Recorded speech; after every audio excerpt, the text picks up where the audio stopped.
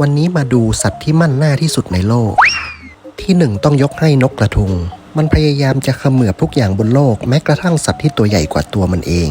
สมองนกกระทุงไม่มีฟังก์ชันคำนวณขนาดตัวขอแค่มีอะไรขยับได้แล้วก็ผ่านหน้ามันพร้อมที่จะอ้าปากงับทันทีนกแมวเด็กจักรยานจิงโจ้ถุงใต้คอที่ขยายได้มากถึง13 ลิตรทำให้มันมั่นหน้างับทุกอย่างแบบไร้เหตุผลจนกลายเป็นมีมระดับโลก